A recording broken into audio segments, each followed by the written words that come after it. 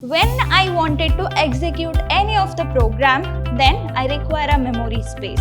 When the program gets started till its runtime or till the completion of a program, the variables, whatever the memory that I am allocated, will going to be permanent. Function killoc allocates the multiple blocks of storage space such that the size of each block is same.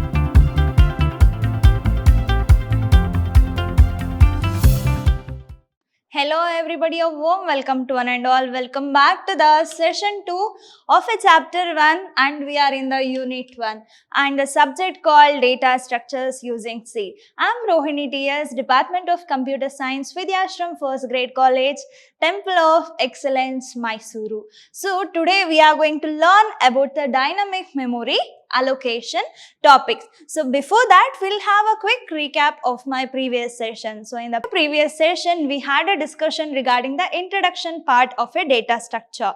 So we all got to know what do you mean by data structure along with its definition, and we got to know regarding its types of data structure. When it comes to the types, it can be primitive and non-primitive. So under that, we have learned regarding the linear and non-linear data structure along with its operations on the data structure. This is what I have discussed in my previous session. So in our today's session, we will be learning regarding what do you mean by dynamic memory allocation. So if I say memory allocation, it will all going to be required in order to run a program or to execute a program. So when the memory will going to be allocated, based on that scenario, it will be of static memory or dynamic memory allocation. And also we are going to see some of the memory allocation and deallocation function that includes malloc, calloc and realloc, as well as we have free. So these are the functions which will comes under the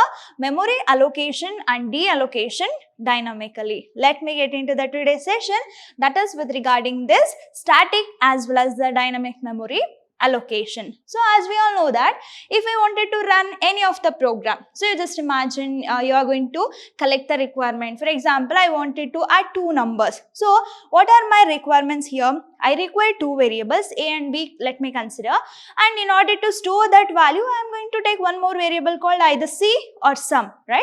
So that is what my requirement. I am going to write the algorithm for that. After that, we will design that with the help of flowchart. After that, we are going to convert that flowchart into some programming language, right? So when I wanted to execute any of the program, then I require a memory space. So that memory space can be either at the time of compile time or at the time of its execution or at the time of its runtime. So if it is at the compile time, then we are going to call that as a static memory allocation. So if it is at the time of its execution or at the time of runtime, then we are going to call that as a dynamic memory allocation. That is what you have to understand. Okay. So once I am done with writing or typing of all my program, then I am just going to compile it. Compile in the sense what? I am just checking for the error, right? So if there is any error at that time, that needs to be diagnosed. So then only it will allow me to run a program. So after the running or successful execution of a program, we are going to get the resultant. This is how the flow of a program will going to work. So this is you need to understand. So when it comes to the static memory allocation, so for example, as I told you earlier, if I wanted to add two numbers, I require three variables, right? I require A, I require B, as well as I require one more resultant variable. Let me consider that as C, or you can take that as sum. Okay. So when I am using all those variables, I am first need to understand which type of data it will going to hold, whether I'm adding only whole numbers, whether I'm adding only floating point numbers. So if I'm dealing with only whole numbers, at the time I have to take integer as a data type. And as we all know that each data type will going to have its own memory location, or it will going to have its own memory space or weightage. So that you have to remember first. So when I'm allocating the memory space during the compilation, so that is before the execution. So when I'm compiling, this will be before the execution. If I'm running, then that will be during the execution, before and during the execution. So when it comes to the static memory allocation, here memory will going to be allocated for variables and constants during the compilation time only. So remember this word, that is during the compilation we are allocating the memory space for variables or it can be constant. So if I take the example of pi, so will it going to vary all the time? No. So always it will be 3.14. That is what. So if I wanted to have a constants or a variables, at the time if I wanted to allocate the memory space for all those things, when it is taking place before the execution or during the compilation, then that kind of memory allocation will be considered as what? Static memory allocation. Next, the sizes of all these things cannot be varied during the runtime. As the name indicates, static in the sense what? If I allocate the memory space for variables or a constant during its compilation, then it can't be varied. For example, if I am going to give a is equal to 10, so it can't be varied because I am allocating the static memory. So it can't be varied. So these are called static data structure. So when that variables comes under the static data structure, then we are going to call that memory allocation as a static memory allocation. And also the memory space is allocated during the compilation time itself. The allocated memory space cannot be expanded to accommodate more data or cannot be reduced to accommodate the less data. So it is not flexible. For example, if I am allocating 4 bytes of memory for A, then it will remain same throughout the program. If it is static memory allocation, it can't be expanded to more data or even it can't be reduced to less data. That is, you need to understand here. So here the memory allocation will going to be fixed and mainly it cannot be altered. So you can just see the example here, int a of 10. So here a is a variable and its size that I am giving 10. So the variable size will going to be remain same. So int in the sense what? It can be either 2 bytes or a 4 bytes, which is based on the type of a processor that we are using in a system. So that memory will going to be static. So that will be fixed. It can't be expanded or it can't be reduced. So that is regarding static memory allocation. Then what about this dynamic memory allocation? It is just a inverse of the static memory. Like whatever the points that I have told in the static memory, it's like a mirror here. So when it comes to the dynamic memory allocation, here also we are allocating the memory space that during the execution of a program. If it is execution of a program, then that is runtime. Okay. So before the execution, compilation. So then that is compile time. So that memory space will going to be fixed. When it comes to the dynamic, the memory space can be varied. It is not fixed. Okay.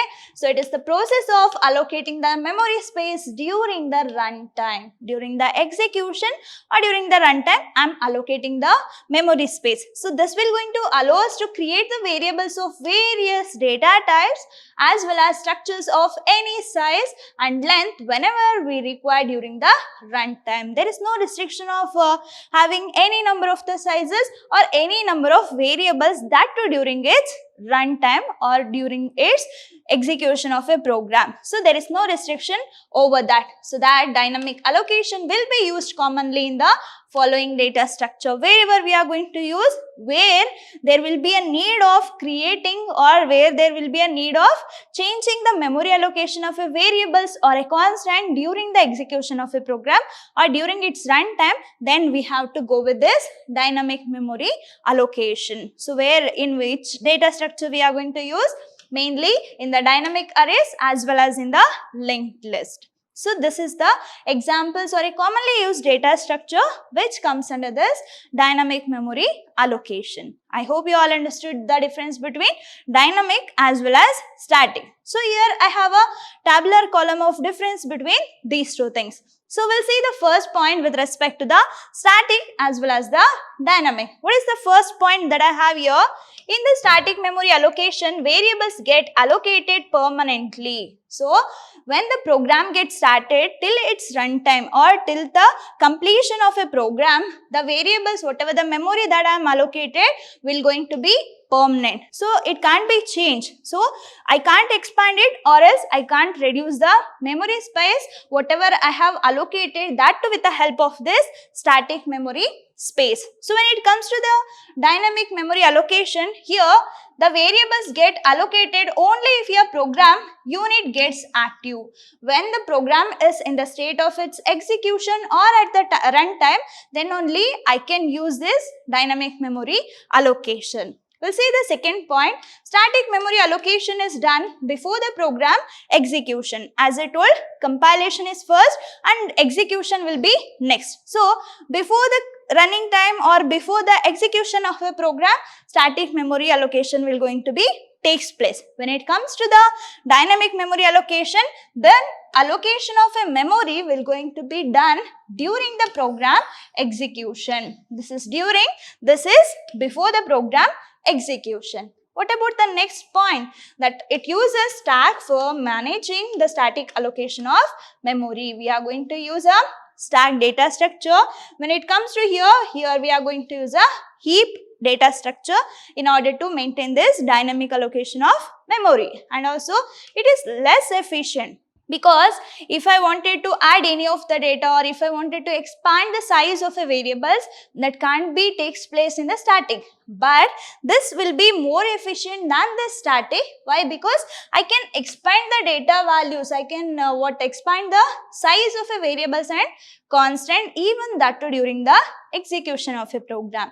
That's why this is efficient, not so efficient, and this dynamic allocation somehow is efficient, more efficient than this static. We'll see the next point. In static memory allocation, there is no memory reusability. So once it is allocated, then I can't use it again. When it comes to the dynamic memory allocation, memory can be reusable and memory can be freed when not required. Anyway, more flexibility will be there in the dynamic, not in the static allocation of memory. And in static memory allocation, once the memory is allocated, the memory size cannot be changed. But here, we can change the size of a memory. And in this memory allocation scheme, we cannot reuse the unused memory. For example, you just imagine, I am going to allocate 4 bytes of memory. Okay, but I just require only 2 bytes of memory. At the time, I'm done with, or I'm left out with another 2 bytes of unused memory. But I can't use that unused memory again in the static memory allocation. But when it comes to the dynamic memory allocation, we can reuse the memory space even if it is not used. For example, in the dynamic allocation, consider I have 4 bytes of memory, but you just imagine I have used only 3 bytes. So again I have 1 bytes of unused memory. So it can be reused. So that is the difference between static as well as the dynamic. And also in this memory allocation scheme, execution is faster than the dynamic. So why it is faster? Because compilation will come first, then running of a program will come next, so that it will be faster. So when it comes to the dynamic, compilation has to take place, then runtime has to come next, so that it will somehow slower than this static memory allocation. And then the memory will going to be allocated during the compile time. Here it's during the runtime. So we'll see the next difference. In this, allocated memory remains from the start to end of a program. Whatever the memory that I have allocated in the static memory remains to be same from the starting to the end of a program. But when it comes to the dynamic allocation of a memory, at the time it can be released at any time during the program execution. And also, if you consider the example of a static memory, so the static memory allocation is generally used for array. So when it comes to the example of this dynamic allocation, you can take the example of linked list. So these are the difference between the static as well as the dynamic allocation of memory. I hope you all understood. We'll see the next topic, that too with respect dynamic allocation and reallocation of memory space with the some of the functions. So before that, you have to understand the memory mapping, or else you need to understand the mapping of a program here. So during the execution, that too at the runtime of a program, the program will going to be stored in the main memory, right? So if I wanted to execute anything, that has to be in the main memory, then only we can execute that, right? So if you consider the static variables, or if you consider the global variables, so static variables and global variables, will going to be stored in the permanent memory. So that is the main memory of a computer. So it will going to be stored in the permanent memory. And we have one more variable called local variable, right? So that local variables will going to be stored in another area called stack area. Another area called stack area. So here when we are running a program or when the execution of a program is taking place, at the time program needs to be copied to the main memory. Along with that, whatever the global variables and static variables that we have in a program, that will going to be stored in the permanent area or a permanent storage of a computer. When it comes to the local variables, that will going to be stored in the stack area. And you can see here, there is a space in between this permanent area as well as the stack area. So that memory space will going to be considered as a heap area. So with the help of this dynamic allocation and deallocation, I can use the memory space which will going to be stored in the heap area. So whatever the memory space that I have, whatever the left out memory space that I have in the heap memory can be used and can be dumped back whenever we require. So that is what you have to understand before understanding the dynamic allocation and deallocation of a memory space with some of the functions. So that is what I wanted to say here. So we'll see the first function, that too memory allocation and deallocation function. So before that, you need to understand some of the point with respect to here. So the required number of memory blocks can be obtained from the heap. Already you know about the heap, right? Like whatever the memory space that I have in between the permanent area or permanent storage with the stack area, then that remaining memory space will be considered as a heap area. So this will going to be required in order to allocate the number of memory space which I require. And also heap is a free memory which is available to the user for any application. This is a free memory, can be used by the user for any of the purpose, and also this free memory is stored as a list called availability list. So the number of blocks present or the number of blocks which are free or which are of free memory space, that will going to be available as a list. So that list will be considered as what? Availability list. So that getting a block of memory and returning to the free pool can be done by taking the services of memory which is related to function that includes malloc, cloc, and also we have realloc and then free. Okay, so with the help of these function, I can take the memory from heap and I can release the memory to the heap, and if I don't require, I can resize it or I can just dump it back to the heap storage. So for that reason, we are going to have these functions. We'll see about the first function, that too with respect to malloc.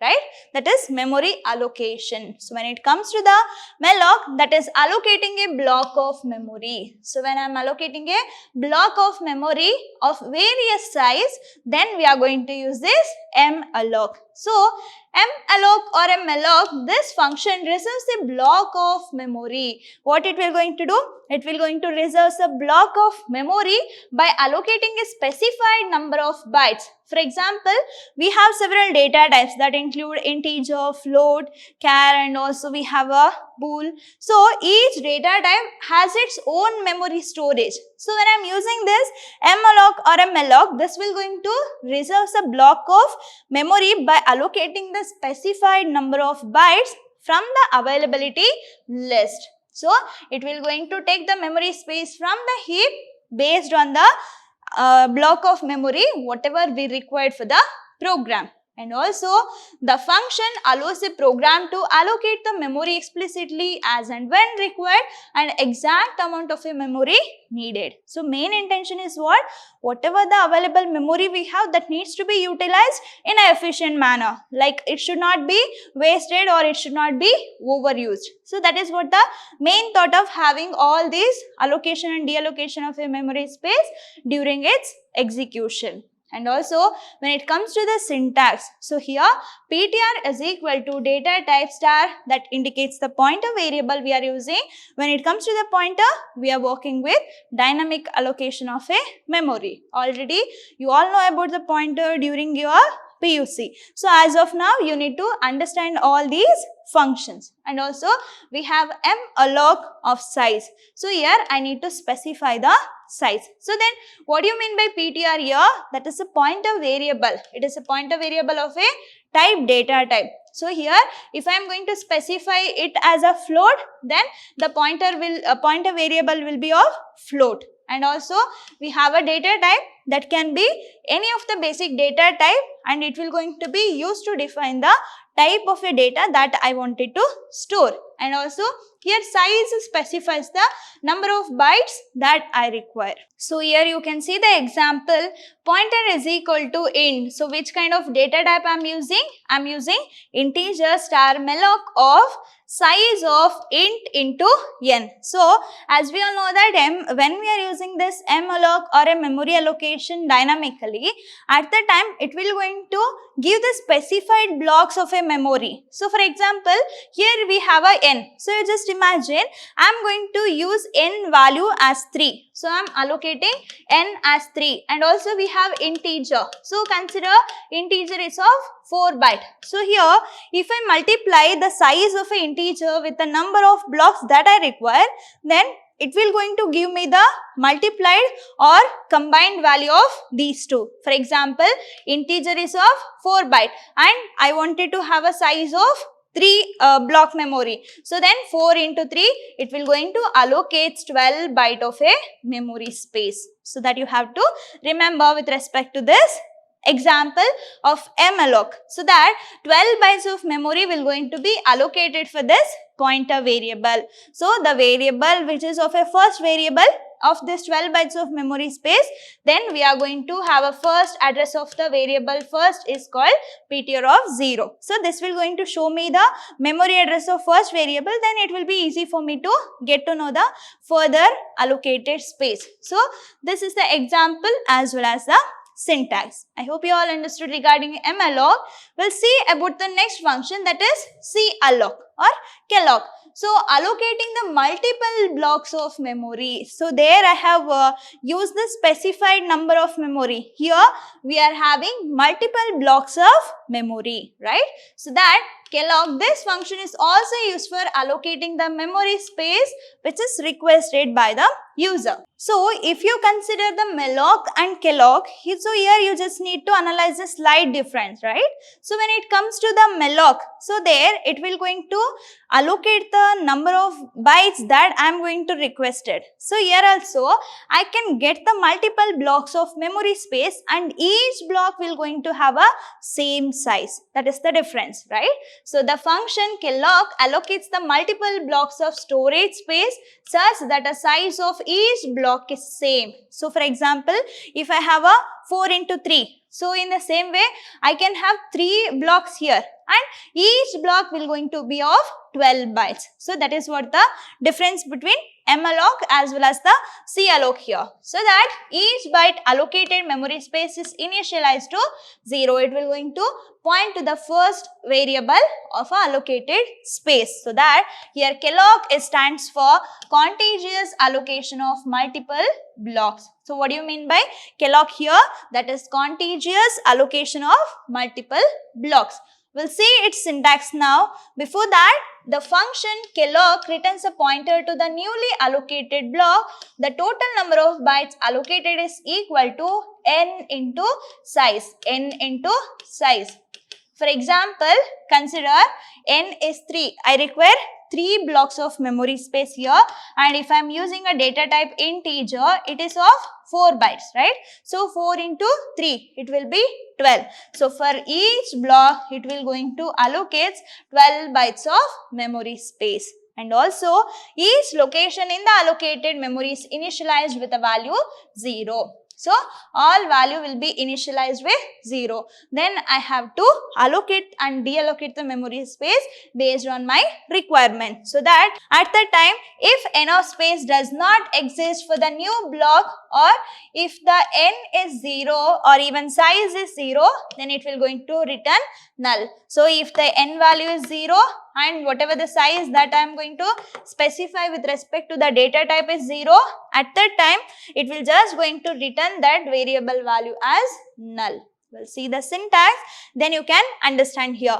Pointer is equal to data type star that represents the pointer variable here, and also we have a kelloc of n comma size. Okay, so here ptr represents the pointer variable of any of the data type that I am going to use here, and also data type can be any of the basic data type. It can be integer, float, char, anything, and also n is nothing but this, the number of blocks to be allocated of size byte. For example, if I wanted to have a 3 blocks of memory space, then my n value must be 3. And size specifies the number of bytes required. For example, I have 3 blocks of memory, and for each block I wanted to have 10 bytes. At that time, the size must be 10. So that it will going to be allocated 10 bytes for each block of memory. So, if the allocated space is not enough, at that time, if the n value is 0 and even size value is 0, at that time the pointer will going to return a null value. Otherwise, it will just going to multiply the n with a size, then it will allocate same block of memory. So, if you consider the size as 10 here and the n value as 3 here, so 10 into 3. So, it will be 30. Totally, it will be of 30 bytes. So, that 30 bytes will going to be distributed equally. So, I can have 3 blocks of memory and each will be of same size. That you have to understand. So, here you can see the example. Pointer is equal to int star kelloc of n comma size of int. So, for example, if as I told, let me consider I wanted to have 4 blocks of memory and consider the integer value or integer sizes of 4. So, 4 4s are 16. So, 16 bytes of memory has been allocated with the help of this kelloc function, and that 16 bytes will going to be allocated or distributed equally to all the 4 block of memory. That is, each will going to get 4 bytes of memory space. That is regarding kelloc. So, now I got to know that how to allocate a memory space as per the required number of size, and also I got to know that how to allocate a memory space equally for each block. So, now you just imagine whatever the size or whatever the value that I have allocated for a variable or a constant can be either more, can be either less. So, at that time, I just wanted to have an alteration. For example, you just imagine you bought a new or you purchased some of the dresses. So, as of now, that's okay for you. But after some days or after several days, so you may feel that it becomes tight or it becomes loose. So, at the time, what you are going to do? You are just going to do the alteration as per the body size. So, in the same way, here also, if I wanted to expand the memory size or if I wanted to reduce the memory space, whatever I allocated with the help of kelloc and malloc can be resized, can be altered the size of a memory, that too with the help of this realloc. We'll see about this, very interesting. The memories should have been allocated using the malloc or kelloc. For example, if I wanted to alter the dress, first I must have a dress, right? So, that allocation of memory space will going to be takes place with the help of malloc or a calloc. Then only we can do the alteration. The size of all allocated memory can be changed by making use of a realloc, and the process is called reallocation of memory. We can do the alteration which is allocated with the help of malloc and calloc, that too with the help of this that reallocation will be, that process, whatever we are altering its size, will be considered as reallocation of memory. And also this memory will not destroy the original contents of a memory. So if I am resizing my size, will it going to change its design, or will it going to change this pattern? No. So we are just, it will not going to destroy its original contents of a memory, but simply it is altering the values or a size. So the contents of the old block will be copied into the newly allocated space, so that earlier contents are not lost. So if I just reallocating, or if I just rearranging the size of a memory allocation, that will not going to destroy my previous contents. So that is the things you have to appreciate with respect to this realloc. So now we'll see how this reallocation of a memory space will going to work. So before telling the things how this reallocation will going to work, so just let me take the previous example itself. So already we know that like we have a dress, that alteration has to be takes place. So when I am doing the alteration, if extra cloth is not required, then I am going to do the alteration with respect to the existing dress. But what if I wanted to do the alteration by taking the extra cloth? That is what we'll see in the reallocation. So that the reallocation will going to be done in the following steps. So that reallocation will going to changes the size of a block by extending or deleting the memory at the end of a block. So if you wanted to do the alteration, you can expand it, or you can delete, or you can just chop the dress here. And also if the existing memory can be expanded or extended, pointer value will not be changed. So if I can do the alteration with respect to the existing dress, then I don't require any of the other extra cloth. But here, if the memory cannot be extended, so if I can't expand the dress, or if I can't re-alter its size, at that time this function allocates a completely new block. At that time what I am going to do, I am just going to take a new cloth and I will copy the contents of the existing memory block into a new memory block, then that will delete the old memory block. So if I am not able to do the alteration with respect to my existing dress, I will just throw it away and I will take the new dress. That is what reallocation of a memory space will going to do here. So if I can do the alteration, I will do the alteration. If I can't do the alteration, or if I can't expand the memory space, then I will take the new memory space completely, then I will delete the existing memory space. So before that, I will copy the content of existing memory space to the new block of memory, then only I have to delete it. So here you can see the syntax here. PTR is equal to data type star reallocation of pointer comma size. So like here size specify what you wish to expand or to delete the memory which is already allocated with the help of CAlloc and malloc. So now I have allocated a memory space, we have altered the memory space. What if I don't wanted to have a memory space? What if I wanted to destroy the memory space? Then we are going to use a function called free. So that releasing of the use space can be done with the help of this free function. So here free, this function is used to deallocate or freeze the allocated blocks of memory which is allocated by using the function calloc, malloc or realloc. So what is the syntax here? Just free of pointer. I am releasing the pointer variable. I am releasing the content or a memory space of this pointer variable, that too with the help of this free function. This will just going to destroy or releases the memory from the computer memory. So, which I have allocated for the pointer variable. So that your pointer is a pointer to a memory block which has already been created with the help of invoking one of the three functions, that can be malloc, realloc or with a calloc. So, if I allocated the memory space, that needs to be deallocated. For that, we are going to have this free member function. I hope you all understood. So here I have listed out the difference between the malloc as well as the calloc. So this malloc is what allocates a contiguous block of memory space of a specified size. So here it will going to allocate the multiple blocks of a memory space with the same size.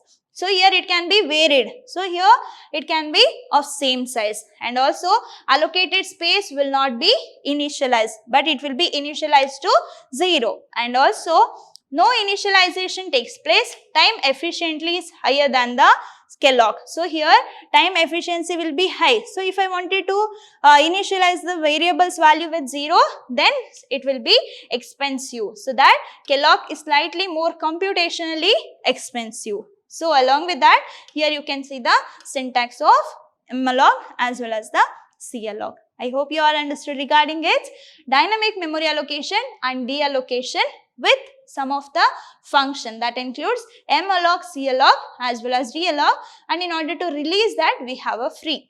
I hope you all understood. In my coming session, we'll see about the algorithm things, like it will going to include the algorithm specification, and also I will be discussing regarding its performance analysis. Then also we'll see about the performance measurement along with the recursion topic. I hope you all understood. Let me meet you in the next session. Until that, keep learning, keep on growing. Thank you.